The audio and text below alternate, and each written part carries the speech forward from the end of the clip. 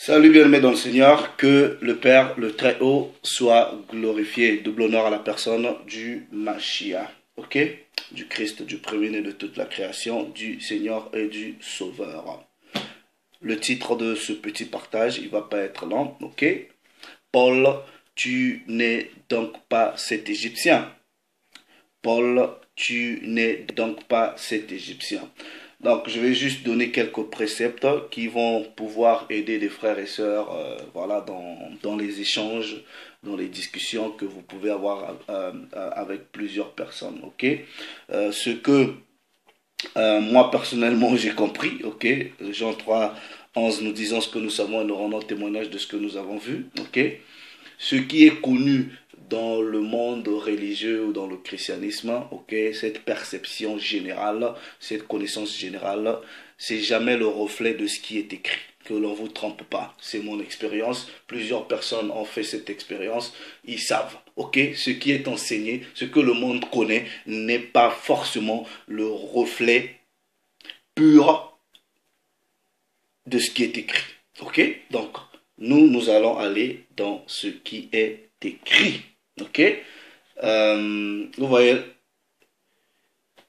on vient pas parce que bon, on n'a rien à faire, on va parler parce que voilà, moi je gagne rien dans ce que je fais. Tout ce que je reçois comme satisfaction, c'est quand j'apporte des informations, d'édification à mes frères et sœurs parce que voilà, nous devons parler pour nos frères, pour nos sœurs, pour ceux qui aiment la vérité de la parole, leur apporter l'édification, ok, pour que ces gens-là aient la connaissance et qui connaissent le véritable Père, qui connaissent le véritable Mashiach, car c'est dans la connaissance véritable du Père et du Fils que les gens vont recevoir la vie éternelle. Donc, c'est écrit dans Jean 17,3, car la vie éternelle est qu'ils te connaissent, toi, le véritable Père, le Créateur de toutes choses, et le Mashiach que tu as envoyé. Bon, plusieurs frères aussi sont en train de buter sur cette pierre d'achoppement. Il y a une confusion entre le salut et la vie éternelle. Entre le salut et la vie éternelle. C'est deux choses différentes. Et par la volonté du Père, on apportera quelques édifications dans ce sens. Ok? Maintenant, je vais juste donner quelques préceptes qui pourront aider des frères et sœurs dans la compréhension. Ok? Ne vous fiez pas aux traditions des hommes, ne vous fiez pas à la connaissance générale, à la perception générale des choses qui est perçue dans le monde. Allez dans la parole et dites ou comprenez les choses telles que c'est écrit. Ok? Donc le premier précepte que je vais prendre, c'est dans Actes des Apôtres. Dans Actes des Apôtres, au chapitre 21. Actes des Apôtres, au chapitre 21. Ok? Je vais lire à partir du verset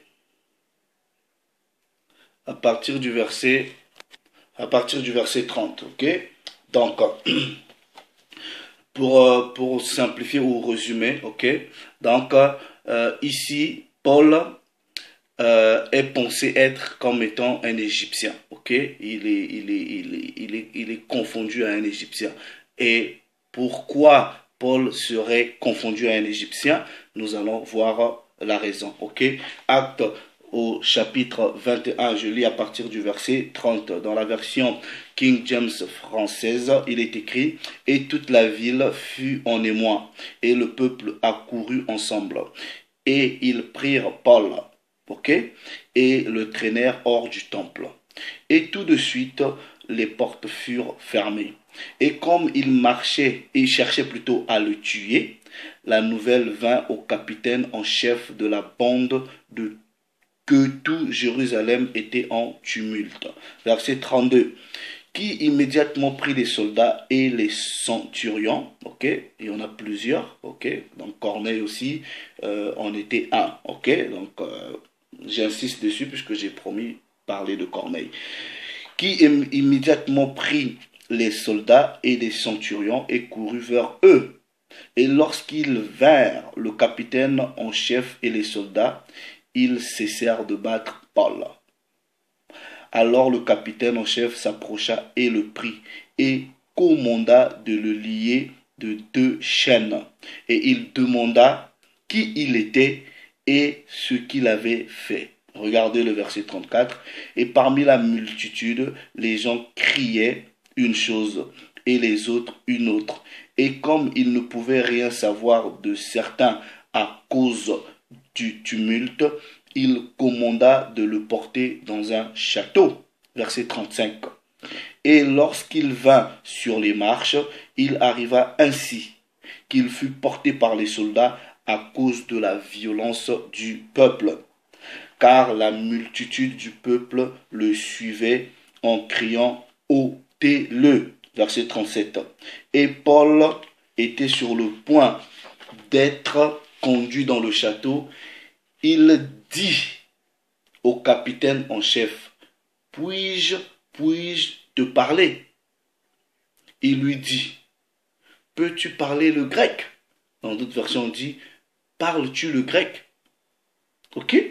Donc il s'est étonné, il dit, « Attends, tu parles le grec ?» Mais non, cet échange-là a bouleversé le capitaine.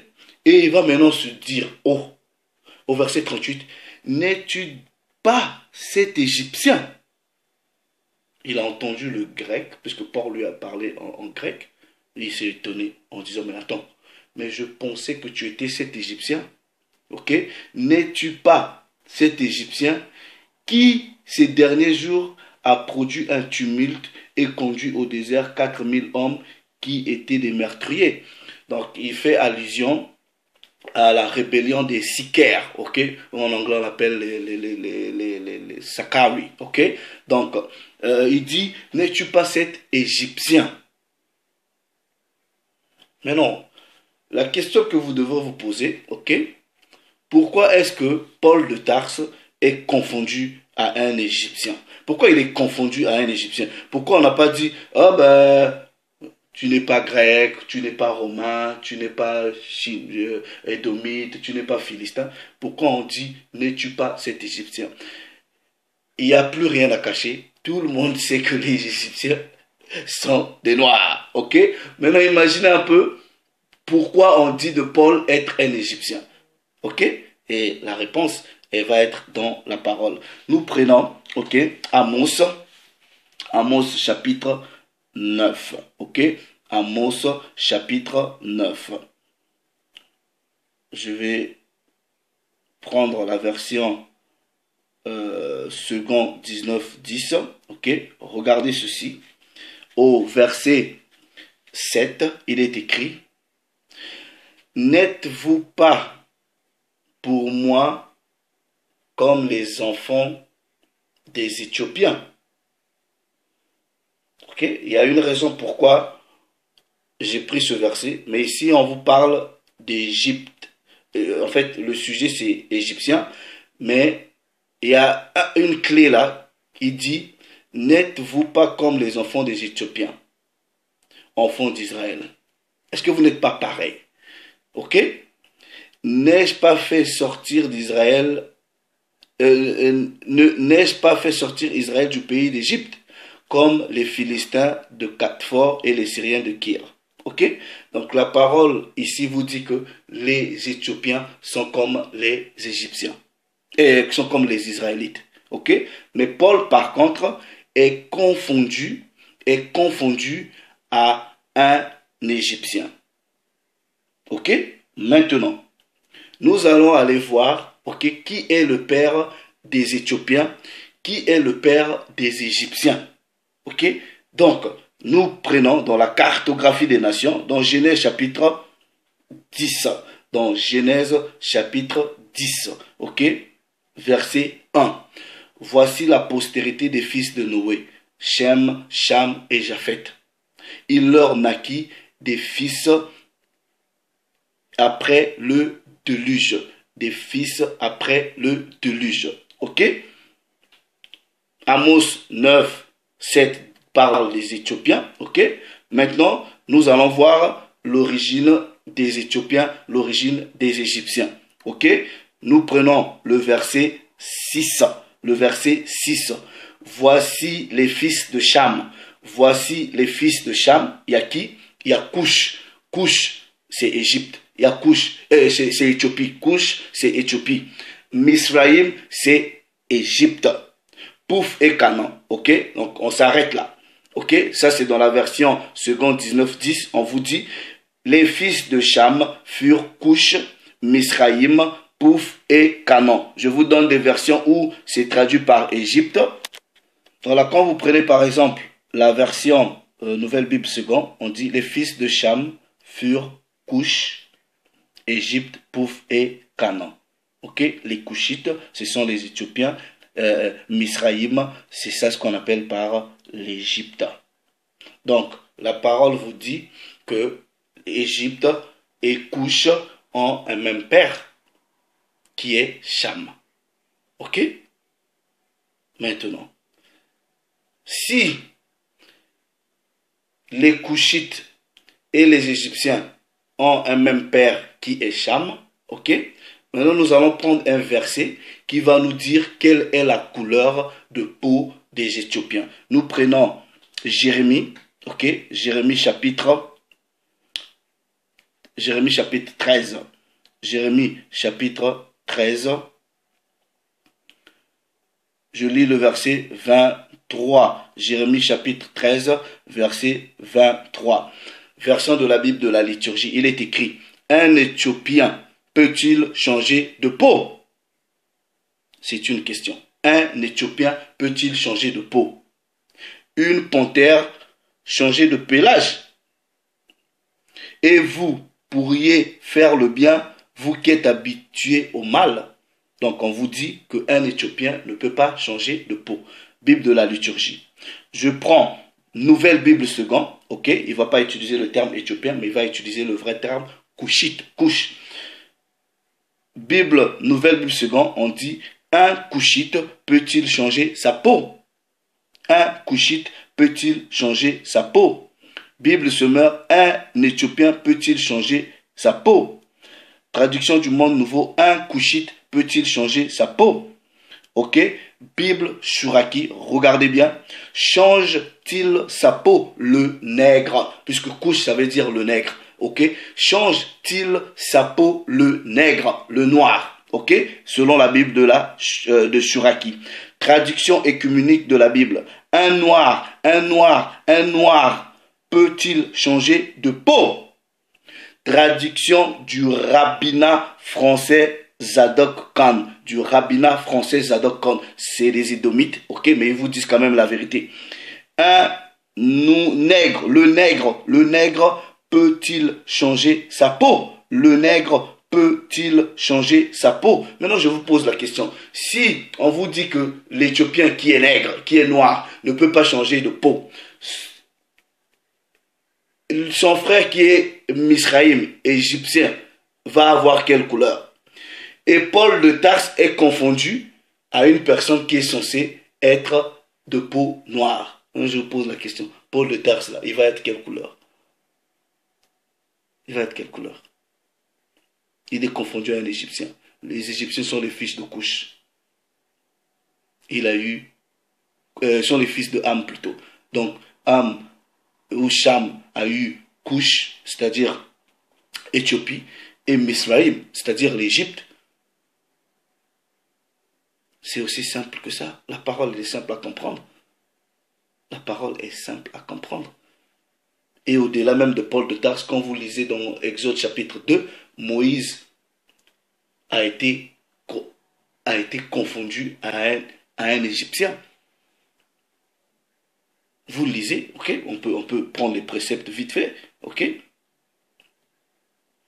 Donc c'est quand même bizarre que le frère, c'est-à-dire deux frères, Couche et Misraïm, c'est-à-dire Éthiopie et Égypte, un noir, ben, l'autre il va être blond. Ben, ça n'a pas de sens. Ça n'a pas vraiment de sens. Ok? Nous prenons Exode chapitre, on va voir même comment est-ce que Moïse a été confondu à un Égyptien. Exode chapitre 2, en lisant à partir du verset 16. Le sacrificateur de Madian avait 7 filles. Ok? Elles vinrent puiser de l'eau et elles remplirent les auges pour abreuver le troupeau de leur père. Les bergers arrivèrent et les chassèrent. Alors Moïse se leva, prit leur défense et fit boire leur troupeau. Quand elles furent de retour auprès de Ruel, leur père, il dit, « Pourquoi venez-vous si tôt aujourd'hui ?» Elles répondirent, « Un Égyptien, un Égyptien, un Égyptien nous a délivrés de la main des bergers. » Un Égyptien. Pourquoi même Moïse est confondu à un Égyptien? Parce que c'était tous des Noirs. Bon, mais non, si nous disons ces choses-là, c'est biblique. Est-ce que je suis allé lire dans mon livre que j'ai écrit? Non, je lis que dans la Bible. C'est aussi simple que ça. Vous voulez qu'on rajoute quoi? La parole est claire, ok? Donc, la Bible se comprend précepte sur précepte, ligne sur ligne, précepte sur précepte, ligne sur ligne, un peu ici, un peu là. Le problème avec mes frères et sœurs, vous n'avez pas l'esprit de recherche. Vous, depuis que vous êtes assis sur votre seule Bible que votre grand-mère vous a laissée il y a peut-être 45 ans, la Louis II là, vous êtes là, vous lisez seulement. Et d'ailleurs, tous les jours, ils aiment, en tout cas, ceux qui sont en train de régner dans leur royaume ici, ils impriment la Bible, ils changent les mots, ils altèrent, ok? Et vous verrez, dans 10 ans passés, dans 10 ans à venir, on va vous mettre des termes dans la Bible là pour vous porter à confusion, pour vous ramener dans la confusion, ok? Ayez un esprit rechercheur, ok? Et donnez-vous du temps, dédiez-vous à la connaissance de la parole, prenez le temps d'étudier. C'est aussi simple que ça, ok? Mais ça, par contre, ton pasteur dans l'église, il va jamais te expliquer ces choses-là. Il va même pas prêcher là-dessus, ok? Mais il va venir te raconter des bêtises et à la fin, il te dit, oui, il faut s'aimer, tu lui donnes de l'argent, il porte des beaux costumes, il nourrit sa femme, ses enfants, et toi, c'est-à-dire, toi, tu viens, tu lui donnes de l'argent, il va payer l'assurance de sa voiture, il va mettre le carburant dans sa voiture, mais toi, tu viens en bus à l'église et tu repars en bus. Mais vous êtes comment? Vous êtes comment? Ça, il y a un truc, vous êtes déréglé mentalement. Vous êtes déréglé mentalement. Mais frère, réveillez-vous. Réveillez-vous. Prenez le temps d'étudier de vous-même. Prenez le temps. Le Père est là. Quand vous priez, moi je vous dis, quand vous priez sincèrement et que vous dites au Père, Père, ouvre-moi l'intelligence pour que je comprenne ces choses-là. Il va vous ouvrir l'intelligence de comprendre ces choses-là. C'est aussi simple que ça. Non, moi, je ne suis pas allé dans une école pour apprendre ces choses-là. Non, j'ai eu une conviction, ok? J'ai prié et à chaque jour, je demande que le Père m'ouvre l'intelligence. J'apprends, à go deep, c'est-à-dire je vais dans la profondeur, j'étudie, je prends le temps. Il faut beaucoup d'efforts. Donc, c'est aussi simple que ça, c'est aussi simple que ça. Donc, ça, c'est des petits préceptes. Voilà, vous pouvez balancer aux gens qui viennent raconter n'importe quoi. Aux gens qui viennent raconter n'importe quoi. Bref, voilà, que le Père soit glorifié. Moi, je vous dis un grand shalom, ok? Comme j'ai promis, on finira tranquillement la série d'Israël spirituel là, ok? On va chuter avec Colossiens, avec Corneille, avec le greffage. Et peut-être pour finir avec le salut, puisque je vois beaucoup de gens sont un peu dans la confusion. Le salut c'est différent de la vie éternelle. Le salut c'est différent de la vie éternelle. Donc voilà.